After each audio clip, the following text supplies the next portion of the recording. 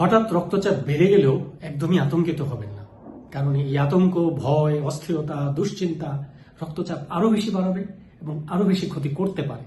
যদি আপনার heart attack বা হার্ট ফেলিউরের ইতিহাস না থাকে, রক্তচাপ 180/110 না হলে যে এখনই আপনাকে জরুরি ভিত্তিতে ডাক্তার দেখাতে হবে, ব্যাপারটা কিন্তু এমন নয়। রক্তচাপ বাড়ার কারণে আপনার খারাপ লাগতে পারে, কিন্তু তার মানে এই না যে আপনার এখনই একটা ক্ষতি হয়ে যাবে। ঠান্ডা মাথায় ধীর স্থির থাকুন।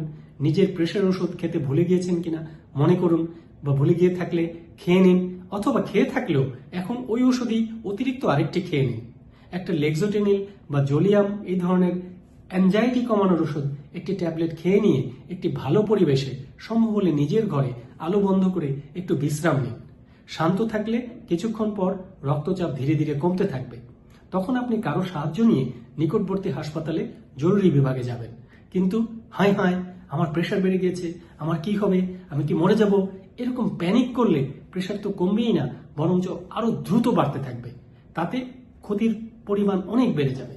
কাজেই আতঙ্কিত হবেন না, দুশ্চিন্তা করবেন না। সবাই ভালো থাকুন, সুস্থ থাকুন। ধন্যবাদ সবাইকে।